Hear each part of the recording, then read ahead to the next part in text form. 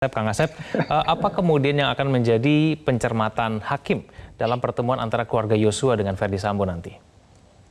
Ya pencermatan hakim sesuai hukum acara yang didakwakan 340, ya buktikan aja oleh jaksa 340 kan, bahwa pembunuhan telah terjadi, siapa aktornya kan, jangan bermain kotor lagi, jangan bohong lagi, jangan bikin drama seri lagi, jangan dilarikan ke hal yang lain. Yang dibuktikan kan 340, pasal-pasal lain misalkan OJ ada ya. Nah, kemudian jangan cerita ke hal lain. Ini peristiwa hukum. Nah, tadi sisi lain kemanusiaan mungkin kemarin sudah dicontohkan oleh Eliezer kan. Nah, mungkin kita patut mencontoh seorang Barada daripada mencontoh seorang perwira gitu kan. Nah, kalau misalkan Barada aja melakukan itu, kenapa perwira tidak melakukan itu kan? Di hadapan Tuhan sama, kan yang beda itu depan mertua gitu kan. Kalau main seri lagi ya ngapain lagi gitu. Udah proses hukum aja, tapi sisi kemanusiaan harus dong. Ya ada orang yang memang bunuh, ada orang yang dikorbankan, ada orang, tidak hanya itu kan, keluarganya menerima semua. Itu sisi lain kemanusiaan memang harus dihadapi oleh siapapun.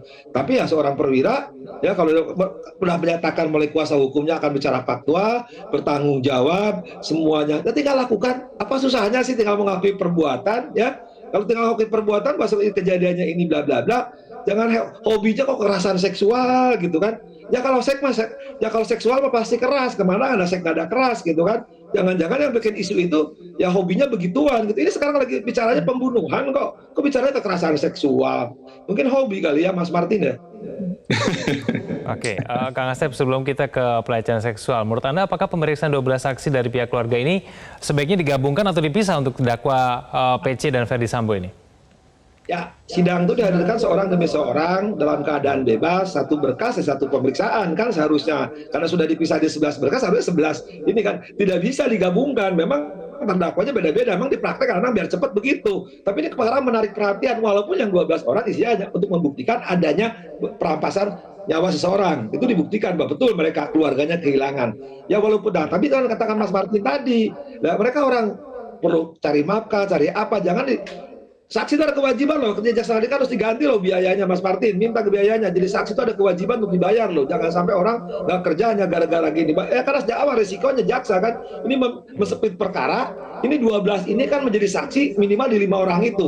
Kemarin 1 orang aja dari jam pagi sampai jam 4, apalagi sekarang nanti itu. Nah sekarang kan hakimnya baru tahu kan, disatukan semua. Nanti 4 terdakwa disatukan, dijadikan 12 berlaku 4 terdakwa. Sebenarnya itu urusan 353 KUHP itu ya nggak bisa. Kewenangan Mahkamah Agung hati-hati loh.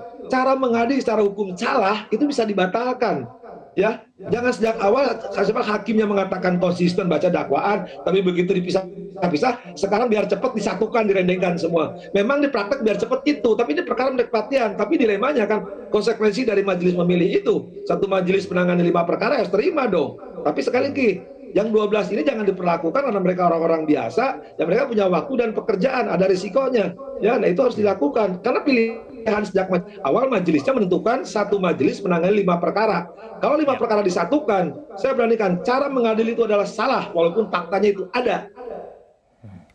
Oke, Pak Martin, tanggapan Anda berkaitan dengan kemudian 12 saksi ini dari pihak keluarga Yosua yang kemudian akhirnya dipisah begitu?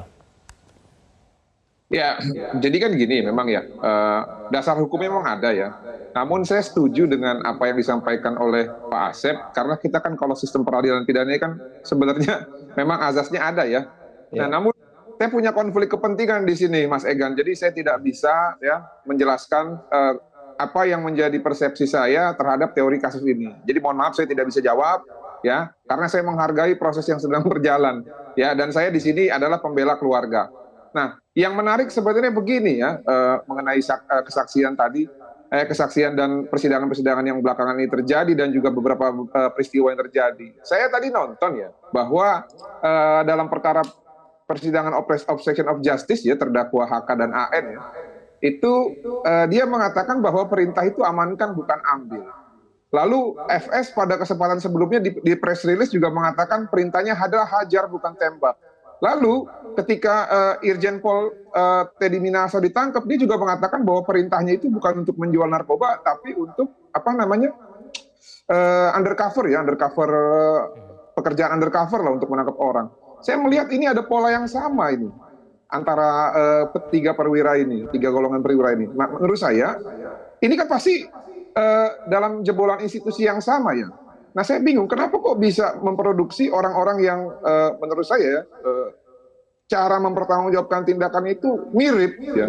Saya kalau melihat contoh seperti orang Jepang ya, ketika mereka salah, mereka berani bertanggung jawab loh, langsung mengundurkan diri, atau yang lebih ekstrim lagi mereka melakukan budaya yang namanya seppuku itu. Kalau pada saat zaman dulu dia bunuh diri. Nah, ini yang sangat langka di Indonesia saya lihat, apalagi ketika orang-orang kuat dan orang-orang yang memiliki kekuasaan dan jabatan justru tidak memberikan contoh yang baik, gitu loh. Makanya saya sangat menyayangkan sekali kalau melihat hal-hal yang seperti ini, gitu loh, Mas Egan. Terima kasih. Ya. Baik, Pak Herman, eksepsi yang ditolak ini menunjukkan kemudian peran sentral RR ya dalam kasus ini. Tanggapannya terkait dengan eksepsi yang ditolak ini seperti apa, Pak Herman? Ya, kita dari kemarin menyampaikan setelah ada putusan yang menyatakan menolak eksepsi kita, ya kita legowo, kita terima dan kita hadapin untuk persidangan selanjutnya, pemeriksaan fakta-fakta persidangan. Nggak ada masalah. Oke, baik, persidangan akan terlanjutkan. Baik, Bapak-Bapak kita akan lanjutkan dulu kita di segmen selanjutnya, pemirsa jangan kemana-mana, Prime Time akan kembali saja.